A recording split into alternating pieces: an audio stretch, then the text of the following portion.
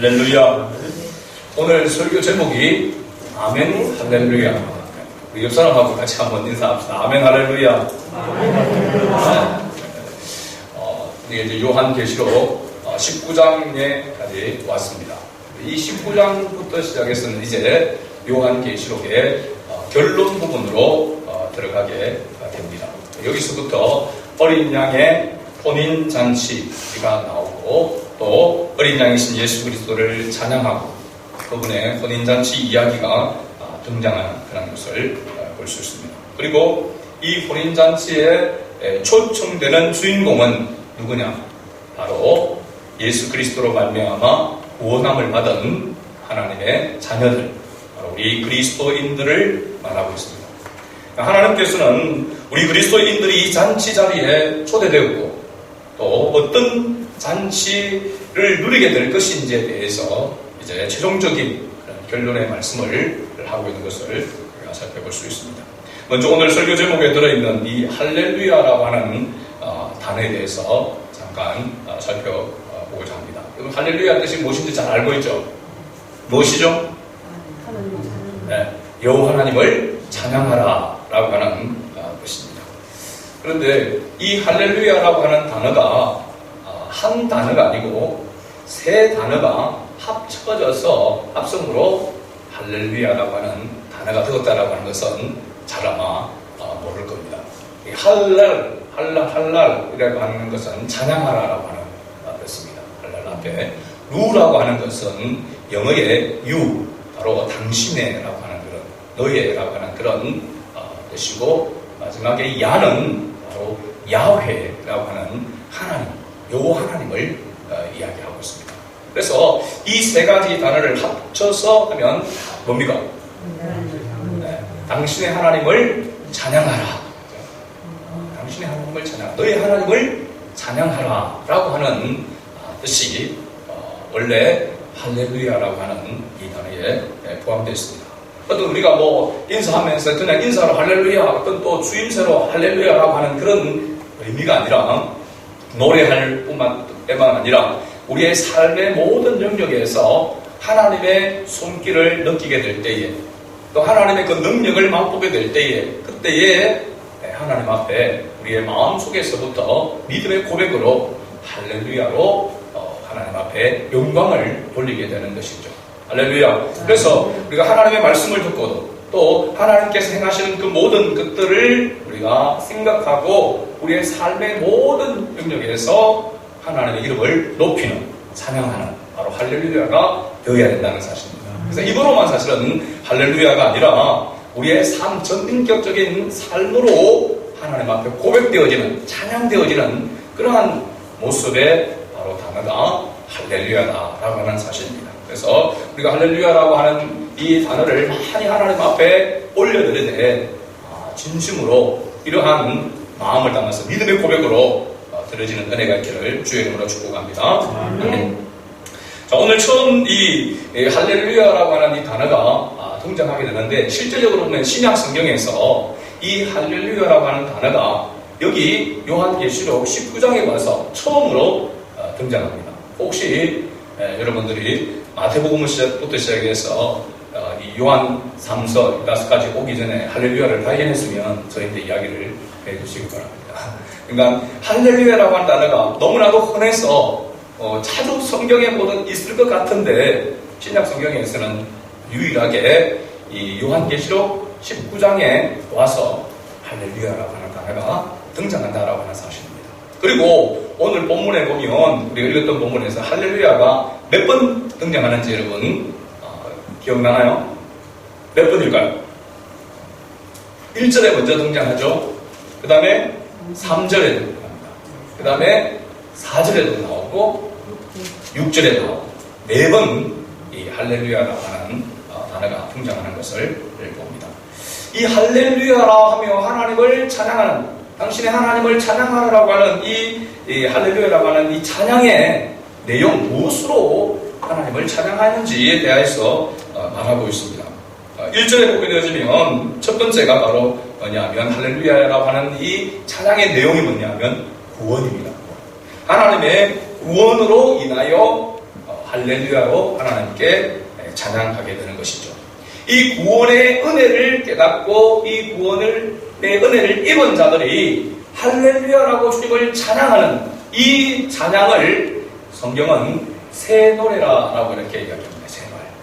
그래서 다윗이 시편 40편 1절과 3절, 1절에서 3절 말씀을 보면 이렇게 고백하고 있습니다. 한번 화면을 보면 같이 읽어봅니다. 내가 여호와를 기다리고 기다렸더니 귀를 기울이사 나의 부르심을 들으셨구나. 나를 기가 막힐 웅덩이와 수렁에서 끌어올리시고 내 발을 반석 위에 두사 내 걸음을 견고하게 하셨도다. 새 노래 곧 우리 하나님께 올릴 찬송을 내 입에 주셨으니 많은 사람이 보고 두려워하여 여호와를 의지하느니로다. 아멘. 여기에 새 노래 곧 우리 하나님께 올릴 찬송을 내 입에 주셨으니 곧 우리 하나님께 올릴 찬송이 바로 뭐냐면 할렐루야인 것입니다. 그렇죠? 새 노래. 이 새 노래는 다윗이 20편 40편을 노래하고 하나님 앞에 고백할 때에 여기에 보면 기가 막힐 웅덩이와 수렁에서 끌어올리셨다라고 이렇게 고백하고 있습니다. 다윗의 승리 가운데에서 기가 막힐 웅덩이와 수렁은 어떤 사건이었을까요?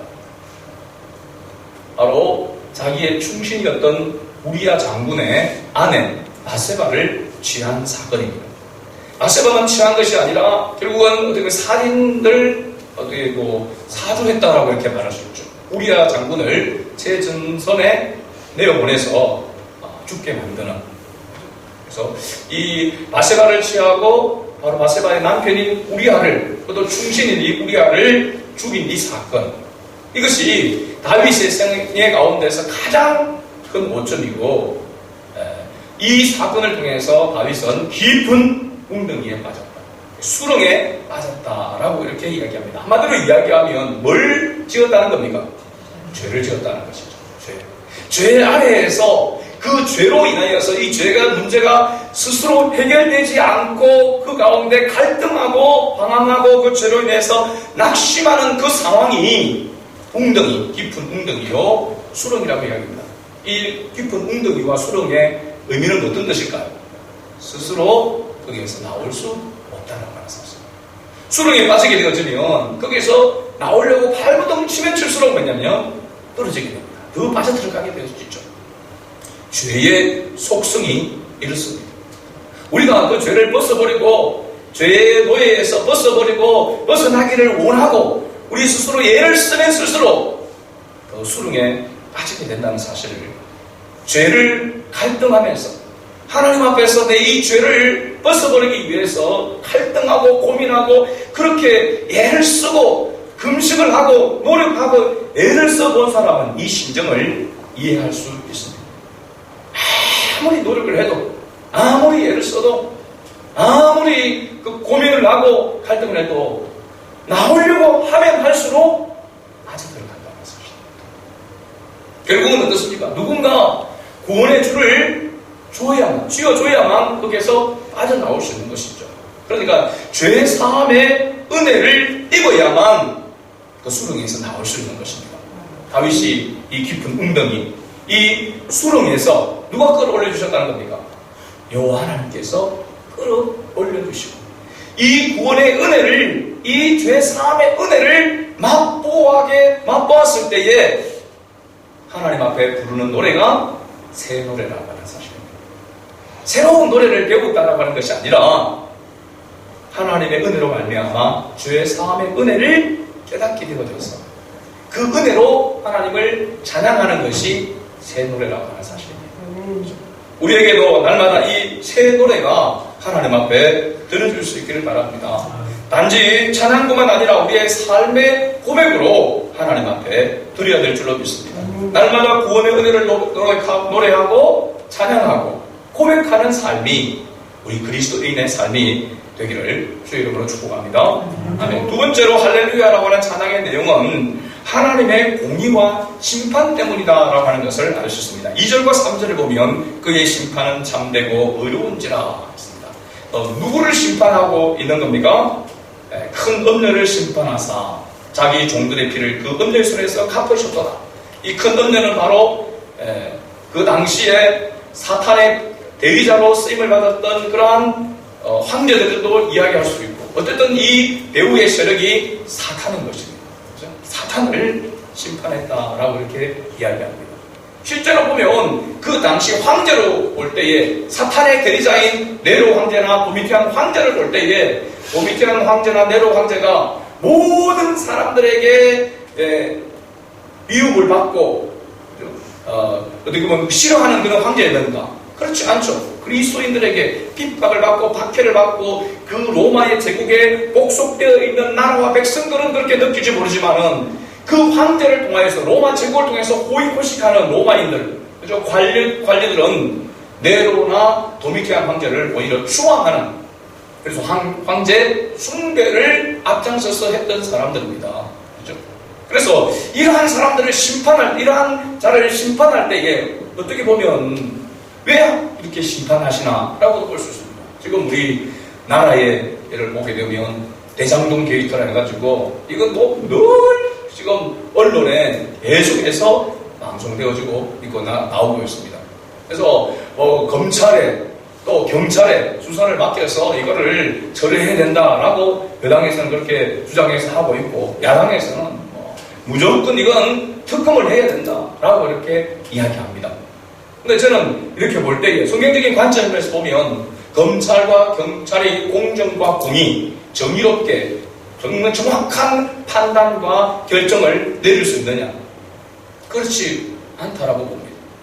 그러면 특검을 하면은 특별하게 검사를 세워서 이렇게 수사를 하게 되면은 가장 공정하고 공의로운, 정의로운 그러한 판단을 할 수 있느냐? 그렇게 보지도 않습니다.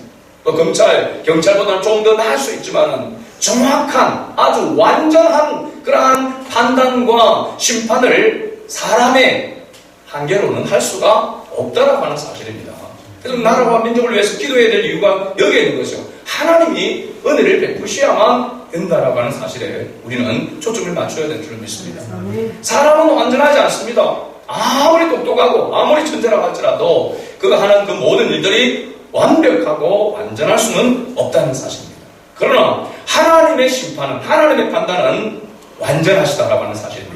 왜 그렇습니까? 하나님이 창조자이기 때문에 그렇습니다. 피조물에 대한 이 모든 피조물에 대하여서 하나님은 정확하게 모든 것을 알고 계시는 전지전능하신 하나님이시기 때문에 가장 정확하고 완전하게 공의롭게 정의롭게 하나님은 심판하신다라고 하는 사실입니다. 그래서 하나님의 공의와 이 심판 때문에 할렐루야라고 하나님을 찬양하게 된다는 것입니다. 세 번째 할렐루야의 내용은 아멘이기 때문에 할렐루야라고 하는 사실입니다. 우리 4절에 보면은 할렐루야라고 하는 단어 앞에 뭐가 있습니까? 아멘이라고 하는 수식어 앞에 포함되어 있는 것을 봅니다. 아멘의 뜻이 무엇인지 여러분 잘 알죠? 아멘 무엇입니까? 정확하게 진실로 그렇게 되기를 원합니다. 믿습니다. 그런데 여기에 가장 중요한 것이 방금 우리가 말한 것에서 빠져 있습니다. 뭘까요? 진실로 그렇게 되기를 내가 믿습니다. 내가 믿습니다. 내가라고 하는 단어가 여기에 들어가 있는 아멘이라고 할 때에 아멘의 이 고백 속에는 진실로 하나님의 말씀대로 하나님의 뜻대로 되어지기를 믿는다, 동의한다라고 하는 뜻이지만 그 누가 믿느냐는 것입니다. 주체가 굉장히 중요한 것이죠. 내가 믿는다는 고백이 여기에 포함되어 있어야 된다는 사실입니다. 그래서 아멘 할렐루야라고 할 때에 이 아멘 속에 포함되어 있는 것은 무엇을 동의하고 내가 믿는다라고 하는 것인가? 이것은 하나님이 시작하신 이 구원의 역사, 구속이라고 할 수 있죠. 대속의 은혜와 하나님이 작정하신 구원의 계획은 반드시 하나님께서 이루실 것이다라고 하는 것을 내가 믿습니다 라고 하는 것이 바로 이 아멘 속에 포함되어 있는 것입니다. 이 내용으로 아멘 할렐루야 하는 것입니다. 할렐루야 하나님을 찬양하게 되는 것이죠. 그래서 날마다 우리 믿음의 이 고백과 찬양이 아멘 할렐루야로 하나님 앞에 들어져야 될 줄로 믿습니다. 하나님께서 우리가 하나님을 찬양할 때에 그 찬양의 근거가 무엇 때문에 찬양해야 되는지에 대해서 분명하게 우리가 알고 고백을 담아서 찬양을 하나님 앞에 올려드려야 되는 것이죠.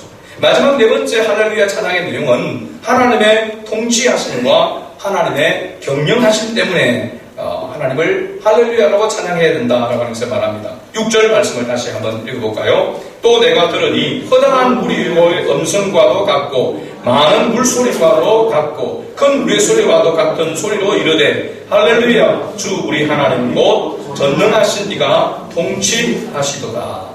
하나님의 통치하심, 하나님의 경영하심, 이것을 우리는 뭐라고 표현하냐면 하나님 나라라고 이야기합니다. 하나님께서 하나님의 말씀을 통하여 다스리고 통치하시는, 경영하시는 그 모든 것이, 그곳이 바로 하나님의 나라인 것입니다. 그래서 우리가 이 하나님의 나라에서 하나님을 찬양하는, 영원토록 하나님을 찬양하게 되잖아요. 하나님만을 찬양할 수밖에 없는 것이 하나님의 이 통치하심과 하나님의 이 경영하심이 그곳에 있기 때문에 온전히 하나님만을 찬양하는 그러한 모습으로 하나님 앞에 드려지게 된다는 것입니다. 그래서 우리의 삶 속에서 우리가 하나님을 찬양하는 데 있어 방해가 되는, 장애물이 되는 것들이 있다면 우리는 반드시 제거해야 됩니다. 그래야만 온전한 할렐루야로, 아멘 할렐루야로 하나님께 영광을 올려드릴 수 있는 것이죠. 나중에 우리가 회송회 때 같이 부르겠지만은 복음송 가운데 옛날에 많이 불렀던 찬양이고, 제가 뭐 흉내도 많이 내면서 불렀던 김석균 씨 복음성가 가수 불렀던 금보다 더 귀하다, 또 주를 더 사랑하는가, 이런 제목으로 불려지기도 하고, 또 앞에 맨 1절에 보면 손에 있는 무기보다 이런 제목으로 이렇게 되어 있는데 2절 가사에 보면 이렇게 나옵니다.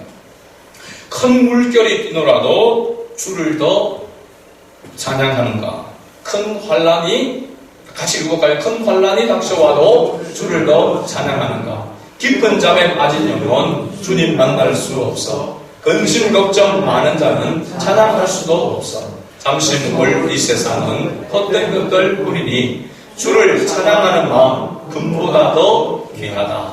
아멘. 이번엔 근심 걱정 많은 자는 뭐 할 수 없다고요? 찬양할 수가 없다. 깊은 잠에 빠진 영혼 주님을 만날 수 없고, 근심 걱정 많은 자는 주님을 찬양할 수 없습니다. 그렇습니다. 여러분, 생활 속에서 우리가 염려와 근심과 걱정에 사로잡히게 되어지면 하나님을 찬양할 수가 없습니다. 그러나 그 근심 걱정거리가 하나님의 손에 있다라고 하는 것을 알면 하나님을 찬양할 수가 있는 것입니다. 우리의 삶의 주인이, 왕 되시는 분이 여호와 하나님이시다, 주님이시다, 예수 그리스도시다라고 하는 그런 믿음을 가지게 되어지면 어떤 환경과 상황과 형편 속에서도 우리는 아멘 할렐루야로 하나님을 찬양할 수 있는 것입니다. 사람이 볼 때는 실패한 것 같고, 사람이 볼 때는 아무것도 아닌 그런 같이 보여지지만 그 가운데서도 하나님은 하나님의 자녀와 함께하고 있다라고 하는 사실입니다. 그래서 이 깊은 웅덩이와 수렁 속에 있지만 그럼에도 불구하고 거기에서도 주님이 함께하고 계시다. 반드시 하나님께서 끌어내 주실 것이고 하나님께서 새롭게 해 주실 것이라고 하는 그런 믿음을 갖는 자가 그리스도인이라고 하는 사실입니다. 그런 자가 하나님을 찬양할 수가 있는 것이죠. 실제적인 현실은 아직 끌어내 주지 못하고 아직 깊은 수렁에 있고 깊은 웅덩이에 빠져 있는 것 같이 보이지만 하나님의 자녀를 계속해서 그곳에 두지 않을 것이고 하나님은 반드시 끌어내어 구원하여 하나님을 찬양하는 자리로 우리를 이끌어 가실 것이라고 하는, 그래서 우리가 성경을 보면서 이미 그러나 아직이라고 하는 그런 모습으로 봐야 된다고 했습니다. 하나님의 나라 천국이 이 땅에 도래한 가운데 있지만 완전한 하나님의 나라가 아직까지 이 땅에 임하지 않았습니다. 그렇죠? 그것을 우리가 생각한다면 지금 아직 수렁 속에 웅덩이에 빠져 있는 것 같이 보이지만 그럼에도 불구하고 낙심하지 않을 것은 이 깊은 웅덩이 속에서도 이 수렁에도 주님이 나와 함께 계신다는 사실입니다. 그래서 반드시 하나님께서 끌어내 주실 것이라고 하는 고백을 하는 그러한 자가 하나님을 찬양할 수 있는 것이죠. 그래서 이 믿음을 가지지 않으면, 이 믿음으로 무장하지 않으면 근심, 걱정, 염려에 사로잡혀 있으면 절대로 하나님을 찬양할 수가 없습니다. 그래서 내가 하나님을 찬양할 수 없는 그런 상황이 있다면 하나님 앞에 엎드려서 주님의 이름을 부르면서 하나님 나를 긍휼히 여겨달라고, 나를 여기에서 이끌어내달라고, 하나님의 은혜로만, 하나님의 능력으로만 내가 치유될 수 있고 회복될 수 있고 또 죄의 용서함을 받을 수 있다라고 하는 이 믿음을 가지고 주님을 찾아야 될 줄로 믿습니다. 이제 7절부터 시작해서 마지막 10절까지 부분은 어린 양의 혼인잔치에 대한 이야기가 나옵니다. 그런데 성경에 나오는 혼인잔치는 우리나라의 결혼식과는 상당히 다른 그런 문화, 그런 부분들을 가지고 있기 때문에 사실 우리가 성경에서 나오는 이런 결혼 이야기에 대해서 쉽게 또 완전히 이해가 잘 되지 않는 그런 부분들이 있습니다. 예를 들면 요셉과 마리아 이야기, 예수님의 육신의 부모인 요셉과 마리아 이야기 나오면 요셉과 마리아가 뭘 했습니까? 마리아가 잉태하기 전에 정혼을 했단 말이에요. 정혼. 성경에 정혼이라고 이렇게 나옵니다. 이 정혼이라고 하는 의미가 무엇인지 우리가 잘 성경적인 그런 부분과 우리의 그런 결혼과는 차이가 많이 있습니다. 그리고 요한복음 우리가 2장에서 가나 혼인잔치, 그죠? 혼인잔치, 정혼이라고 하는 것과 결혼과 혼인잔치 이런 부분들이 좀 우리와는 상당히 거리감이 있는 그런 부분입니다. 그래서 유대인의 결혼식에 대해서 우리가 먼저 좀 이해를 해야만 성경에 나오는 이 결혼에 관한 이런 부분들을 우리가 충분히 이해할 수가 있는 것입니다. 근데 제가 이렇게 살펴보니까 이 지구상에서 결혼에 대해서 가장 까다로운 결혼식을 하는 나라가 민족이 유대인들이었습니다. 유대인들의 결혼식. 그래서 유대인의 결혼식을 크게 세 부분으로 이렇게 나눕니다. 첫 번째는 신부집에서 행해지는 것이죠. 신부집에서 행해지는 것. 이것을 성경은 정혼이라고 이렇게 얘기합니다. 정혼. 그러니까 요셉과 마리아가 뭐 했다고요? 정혼했다라고 합니다. 이 신부집에서 행해지는 첫 번째 결혼식입니다. 두 번째 예식은 신랑 집에서 행해지게 됩니다. 그리고 세 번째는 두 번의 이 예식이 끝나고 난 다음에 벌어지는 일주일 동안 벌어지는 잔치가 바로 혼인잔치가 되는 것입니다.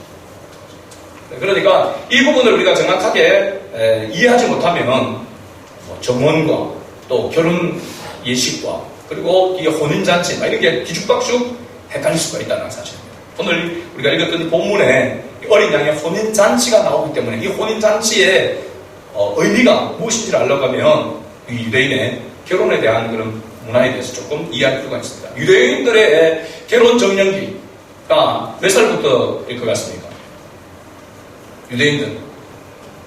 유대인들은 12살이 되면 성인식을 합니다. 12세. 예수님도 12살 될 때 유월절을 지키러 예루살렘 올라간 거 기억나죠? 그죠? 12세. 그럼 어느 때부터 결혼 정년기가 되냐면 13세부터 결혼 정년기로 접어들어서 18세. 굉장히 빠르죠? 그죠? 13살부터 18살까지가 결혼 정년기란 말입니다. 결혼 정년기. 그러면 이 유대인들이 사회에서 그 토라의 그런 문화, 율법 안에서 이들이 언제 남자, 여자가 처녀 총각이 만나서 이렇게 결혼까지 이렇게 이 까다로운 결혼식까지 이르게 되느냐. 유대인들은 명절이 있습니다. 명절이 절기죠, 절기. 이 절기 때가 축제 때입니다. 우리나라로 보면 명절과 같은 것이죠. 보통 이스라엘의 명절이 7대 명절이라고 있습니다. 크게는 3대 명절이 있죠. 그죠? 6월절과 그 다음에 오순절, 그 다음에 장막절이라고 하는 이 큰 그게 있는데 7개로 이렇게 보니까 6월절 있고 무교절, 그 다음에 초실절. 초실절이라고 하는 것은 첫 보리를 수확하여 드리는 지키는 절기고, 그 다음에 오순절은 이 초실절부터 시작해서 49일, 77일 49 지나고 50일째 되는데, 그래서 오순입니다. 오순절. 그 다음에 나팔절이 있습니다. 나팔절은 7월 1일이 되면 나팔을 불게 되는데, 유대인들의 어떻게 보면은 7월 1일이 우리나라의 1월 1일과 비슷합니다. 그렇게 시작된다라고 이렇게 보죠. 그래서 그 다음에 속죄일이 있습니다. 대속죄일. 7월 10일, 유대인 원력으로 7월 10일이 대속죄일이고, 그 다음에 마지막에가 초막절, 장막절이라고 하는 이 7대 명절, 이 절기 때에 남녀가 이 축제 때에 이제 서로를 보는 것입니다.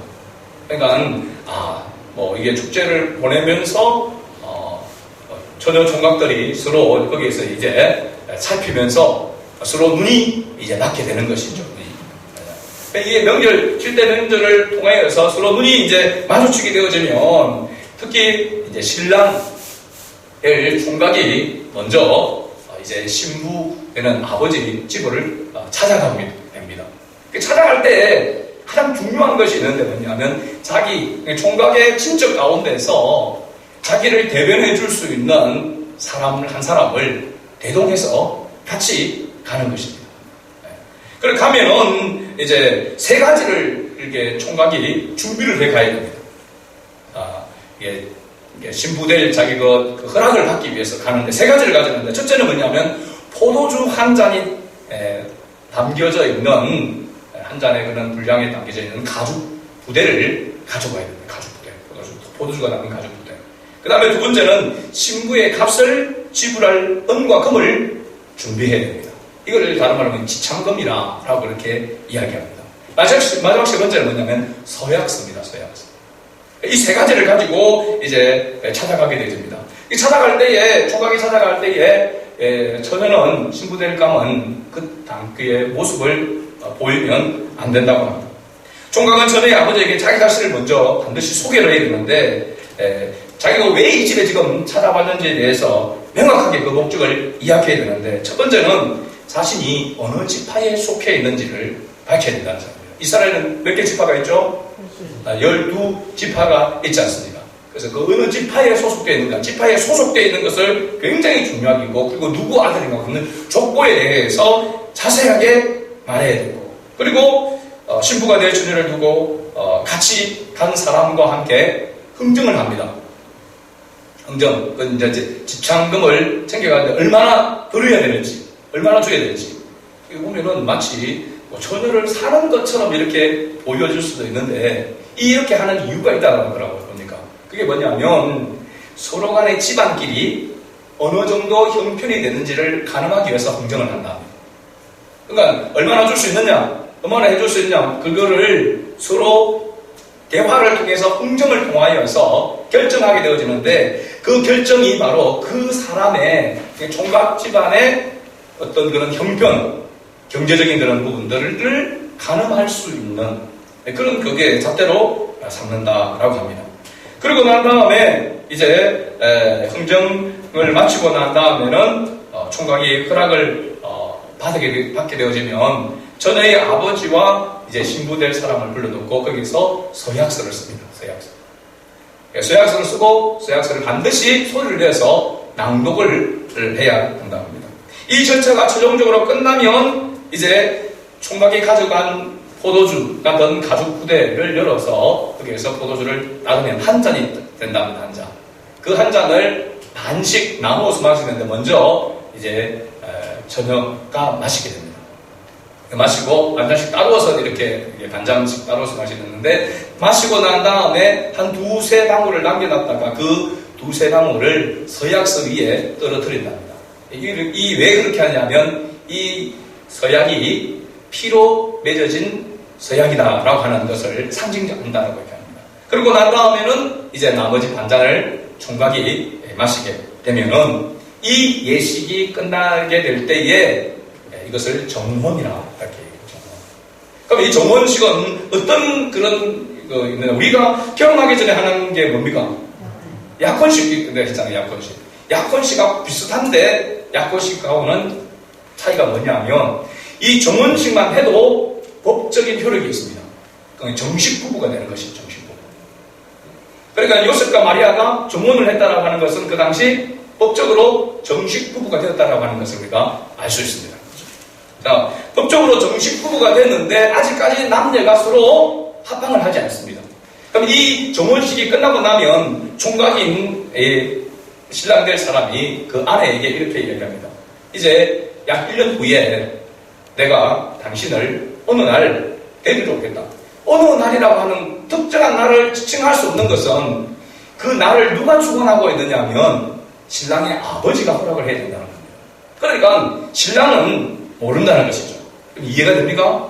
예수님께서 어느 때에 마지막 주님이 오실지 모른다고 했습니다. 누구만 안 가겠습니까? 하늘에 계신 내 아버지만 아신다. 바로 그런 의미인 것입니다. 그래서 이제 신랑이 신부에게 그래서 준비하고 기다려달라고 이야기하고 이제 자기 집으로 가는 겁니다. 그래서 약 1년 동안 그러면 신랑은 이 총각은 뭘 하느냐? 신부를 맞이할 거처를 준비합니다. 부모 집에 같이 얹어 사는 것이 아니고 따로 살 집을 마련하는 것이죠. 이게 필요한 것 같죠, 그죠?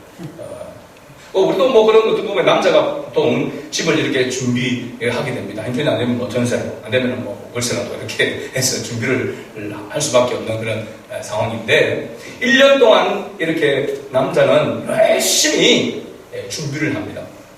그래서 어느 정도 이제 아버지가 봤을 때에 이 총각이 거처를 다 마련하고 거처만 마련할 뿐만 아니라 한 가정의 남편으로서 가장으로서 어느 정도 이제 할 그런 준비 그 배움이 어느 정도 되었는지에 대해서 이제 되었다라고 생각이 될 때에 신랑 아들을 보고 신부를 데려오라고 하는 것입니다.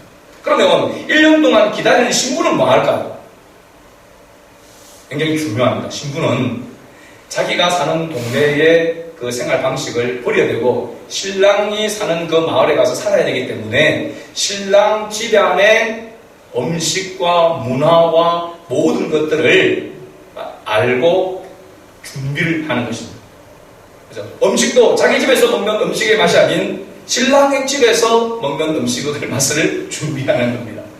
이런 준비를 1년 동안 이렇게 하고 난 다음에 어느 정도 대략 1년이 가까워서 언제 신랑이 얼마나 할 때가 되어지면 지혜로운 처녀는 신부는 뭐 하냐면 단장을 하고 집을 떠날 준비를 하고 있는 것입니다. 근데 아무 생각 없이 뭐 별 관심이 없고 그런 사람은 어떻게 하고 있겠어요? 느닷없이 신랑이 온다 할 때에 허겁지겁 준비를 하게 되고 당황을 하게 되겠죠. 그 비유가 열처녀 비유인 것입니다. 지혜로운 다섯 처녀와 그죠? 어리석은 다섯 처녀 이야기가 나오잖아요. 그래서 이제 신랑이 이제 아버지의 허락을 받고 나면은 자기 친구들과 함께 신부를 데리러 가게 됩니다. 우리의 결혼 풍습에 보면은 요즘은 안 하지만 함 짊어지고 가는 거죠. 함제비 하는 거죠. 그와 같은 모습입니다. 그러면 친구들과 함께 이제 신부를 데려가면은 신부 집으로 바로 가면 어떻게 되겠습니까? 아무리 준비를 하고 있다 해도 신부도 단장을 해야 되는데 당황스럽겠죠. 그래서 마을 어귀에 머물게 됩니다. 그러면서 사람들에게 신랑이 이 신부를 데리러 왔다. 그러면 소문이 삽시간에 동네에 퍼지게 되고 신부가 듣게 되죠. 그때 이제 연지곤지를 찍는 그렇게 단장을 준비를 하는 겁니다. 모든 것은 이미 다 준비가 되어 있겠죠. 떠날 준비를 다 하고 있는 것입니다. 그래서 예쁘게 단장을 하고 신랑을 맞이하게 되어지고 신랑과 함께 친구들과 함께 어디로 갑니까? 신랑 집으로 가게 되어지죠. 신랑 집으로 가서 하는 예식이 바로 우리가 말하는 소위 말하는 결혼 두 번째 예식이라고 할 수 있습니다. 그리고 난 다음에 거기서 이제 드디어 한밤 첫날밤을 보내게 됩니다. 첫날밤을 보내고 난 다음 날 아침에 신랑은 신부와 자고 나서 일어나서 뭐라고 고백해야 되냐면 나의 신부는 깨끗하였다라고 이렇게 해야 됩니다. 정절을 가지고 있었다라고 이렇게 이야기해야 된단 말입니다. 그래서 신부의 조건 가운데 가장 중요한 게 뭡니까? 정절입니다. 정절. 깨끗해야 된다는 거죠. 그러면 신랑이 내 신부는 깨끗하였다라고 이야기하면 친구들이 온 동네 다니면서 우리의 신부는 깨끗하였다라고 이렇게 외치면 비로소 두 번째 예식이 끝나게 되는 겁니다. 우리가 하나님 앞에 하나님의 나라에 가고 하나님의 잔치에 참여할 가장 중요한 조건이 뭡니까? 죄사함이잖아요. 믿습니까 여러분? 예수 그리스도의 피로 보혈로 말미암아 씻음 받은 정결한 신부가 하나님 앞에 나아갈 수가 있는 것입니다. 바로 그 모습이 여기 있는 것이죠. 육신의 정절뿐만 아니라 이 영적인 신앙, 믿음의 정절이 준비되어져야 신부는 신랑을 맞이할 수 있다라고 하는 것입니다. 그렇게 되어지면 이제 두 번째 끝나고 나서 그때부터 시작해서 일주일 동안 뭐하냐면 혼인잔치가 벌어지게 되는 것입니다. 그 혼인잔치에 가나 혼인잔치 가운데 중간에 뭐가 떨어졌습니까? 포도주가 떨어졌다. 그 포도주는 바로 예수 그리스도의 피를 상징하고 있는 것이고 예수 그리스도의 피를 통해서만 진정한 잔치가 계속되어지고 이루어질 수 있다라고 하는 상징적인 바로 의미가 담겨 있는 것입니다. 그리고 보면 이 성경에서 나오는 이제 혼인잔치에 대한 이런 부분들이 좀 많이 풀어지게 되어지고 이해가 되어지게 되죠. 근데 일주일 동안 혼인잔치를 하는데 지금도 승기술에 가보니까 결혼식 하는 그 모습을 이렇게 어떤 호텔에서 로비에서 그 결혼식 하는 거 봤는데 막 진짜 별로 그냥 안 좋아하는 것 같은데 막 춤추고 막 이렇게 같이 막 이렇게 막 시끌벅적하게 이렇게 하더라고요. 근데 그거를 일주일 동안 한다 생각해요. 혼인잔치 하다가 몸살나게 됐어요. 혼인잔치 하다가 제가 생각이 그렇게 했더라고요. 그런데 불구하고 지치지 않는 이유는 그 혼인의 가치와 그 중요성을 안다는 것입니다. 그래서 정말로 즐거워하는 것입니다. 이렇게 까다롭게 신랑 신부가 만나서 가정을 이루는 것, 이것이 얼마나 중요한지, 얼마나 큰 은혜인지를 알게 되니까 일주일 동안 잔치를 해도 피곤함을 모르고 같이 즐기게 되어진다는 말입니다. 할렐루야.